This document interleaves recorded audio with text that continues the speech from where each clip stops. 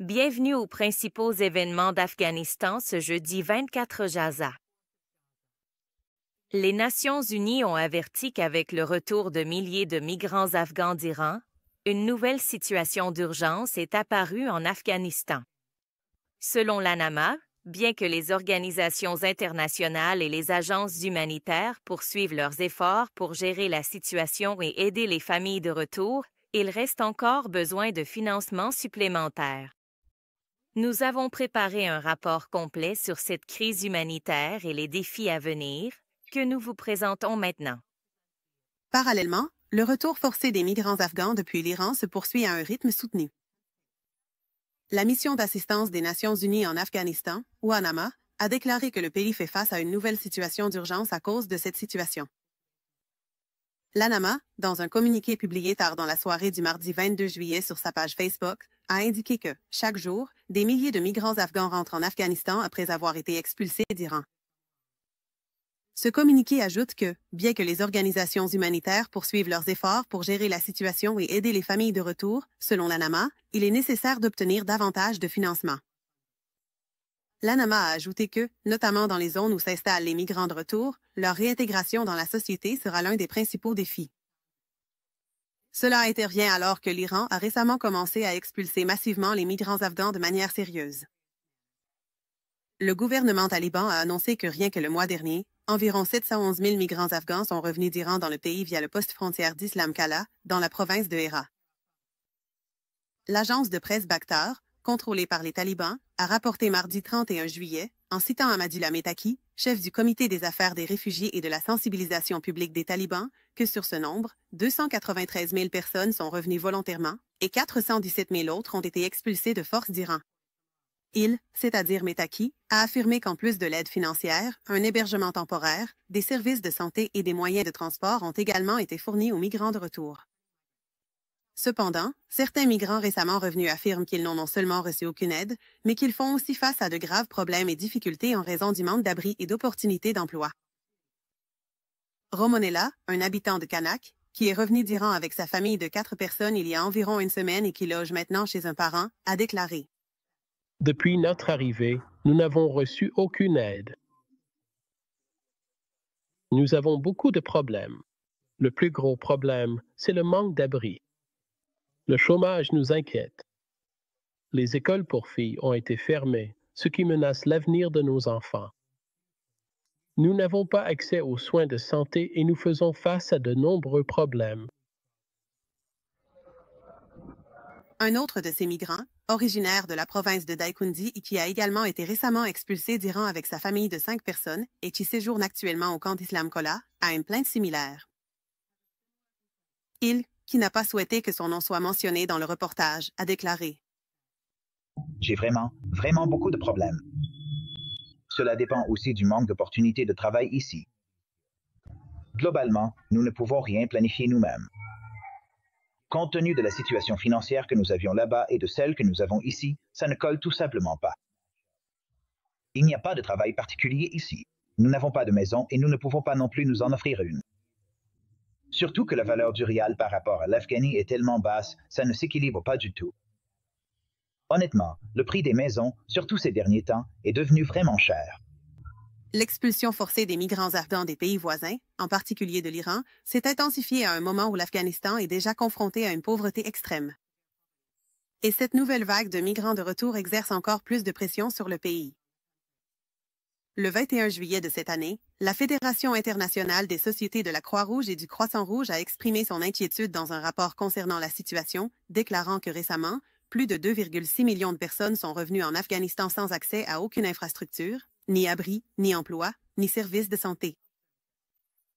La Fédération a ajouté qu'avec l'augmentation du retour des migrants, la pression sur cette organisation et ses partenaires ne cesse de croître chaque jour. Elle a souligné qu'il y a un besoin urgent de soutien international pour poursuivre ce travail vital.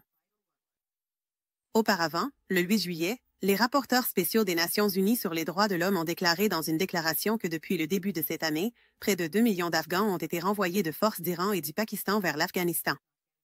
Alors que l'inquiétude grandit concernant la situation du couple britannique détenu par les talibans, le ministre des Affaires étrangères des talibans a affirmé que tous leurs droits humains étaient respectés. Amir Khan Mettaki, ministre des Affaires étrangères du gouvernement taliban, a présenté les réalisations de son année de mandat lors d'une conférence de presse. Il a déclaré que des efforts étaient en cours pour obtenir la libération de ce couple. Alors que l'inquiétude grandit concernant le bien-être et le manque d'accès à des services juridiques pour le couple britannique détenu par les talibans, le ministère des Affaires étrangères des talibans a affirmé que tous les droits humains de ce couple étaient respectés. Lors d'une conférence de presse intitulée « Présentation des réalisations d'une année du ministère des Affaires étrangères », organisée mercredi 1er Assad au Centre d'information et des médias du gouvernement taliban, le ministère des Affaires étrangères des talibans a ajouté que des efforts étaient en cours pour obtenir la libération de ce couple. Heather Reynolds, âgé de 80 ans, et Barbie Reynolds, âgée de 75 ans, ont été arrêtés par les talibans en février de cette année. Amir Khan Mettaki, le chef par intérim de ce ministère, en réponse à une question concernant ce couple britannique, a déclaré à Bitsu. Les 2 ressortissants britanniques qui sont en détention sont en contact avec leurs familles de temps à autre. Des services consulaires leur ont été fournis et des efforts sont en cours pour obtenir leur libération, mais le processus n'est pas encore terminé. Tous leurs droits humains, y compris les soins médicaux, la communication et l'hébergement, ont été pris en compte et tous ces aspects ont été traités.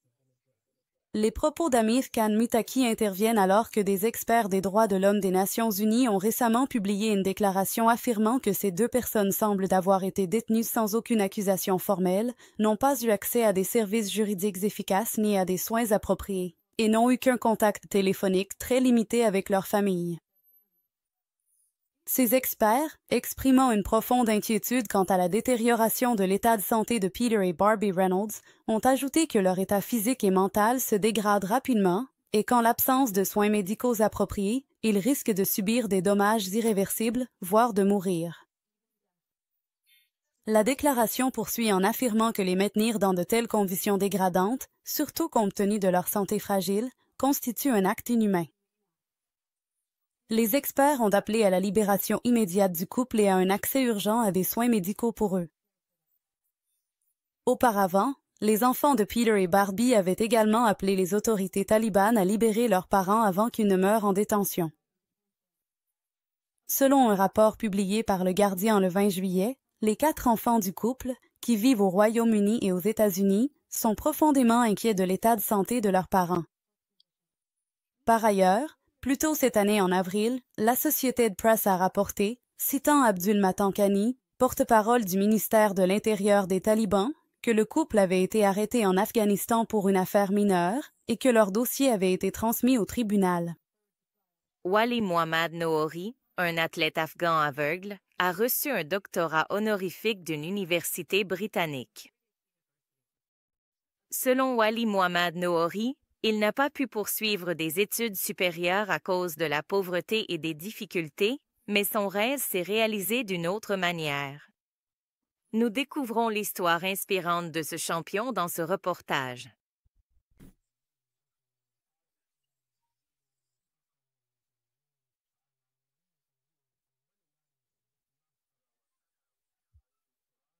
Le rêve d'études supérieures de Wali Mohammad Noori, un athlète afghan aveugle, s'est réalisé de façon inattendue.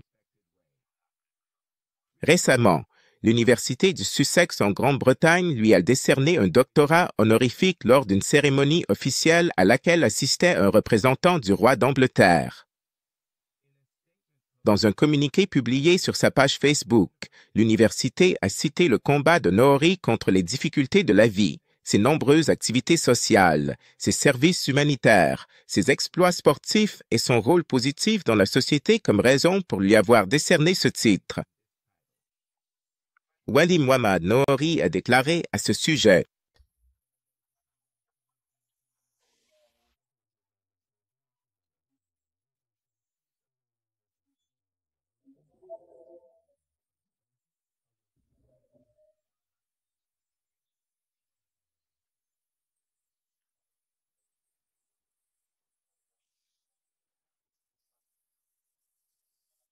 Noori, qui est arrivé en Grande-Bretagne il y a 10 ans, affirme avoir déjà remporté de nombreux honneurs et précise qu'il a gagné à ce jour 25 médailles, dont 22 en course à pied et 3 en natation.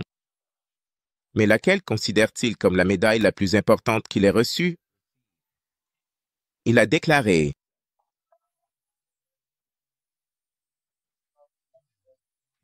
Wali Muhammad, une personnalité éminente et respectée, est connu pour ses contributions majeures et sa présence influente au sein de la communauté. Noori, en septembre de l'année dernière, a remporté 2 autres médailles d'or lors des compétitions de course pour non-voyantes organisées à Londres, au Royaume-Uni. Il est devenu champion sur les distances de 200 mètres et 800 mètres. Il a également remporté 4 autres médailles d'or en course lors des compétitions internationales en Allemagne en 2014. Avant de perdre la vue, Wali Muhammad pratiquait également la boxe à Kaboul. Il a 36 ans et vient de la province de Kaboul, en Afghanistan. Il y a environ 15 ans, alors qu'il travaillait dans le secteur militaire de l'ancien gouvernement afghan, il est devenu aveugle de façon permanente à la suite d'une explosion de bombe dans la province de Helmand. Il est marié et a 3 filles et un fils. Noori dit que, puisqu'il a lui-même connu les difficultés de la vie dans la pauvreté, il envoie toute récompense en argent qu'il reçoit aux veuves et aux orphelins en Afghanistan. Chaque jour, je prie pour eux. Chaque fois que je gagne un prix, je l'envoie à ceux qui en ont besoin.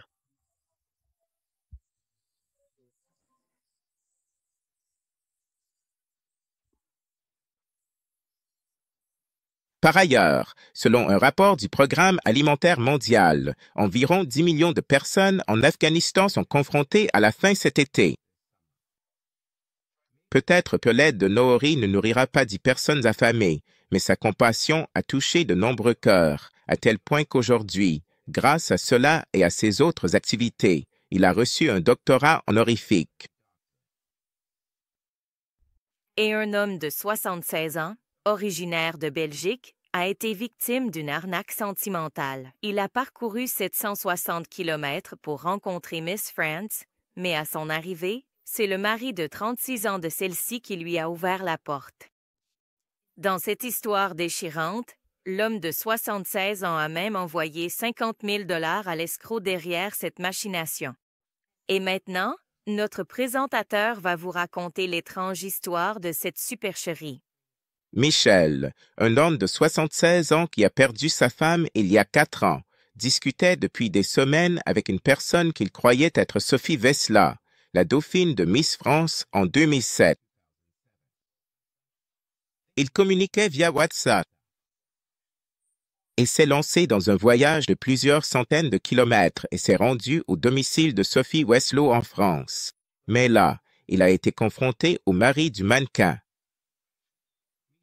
Michel a expliqué à Fabien, le mari de Sophie Weslow, qu'il avait versé 30 000 € à des escrocs et croyait entretenir une relation amoureuse avec elle depuis plusieurs semaines.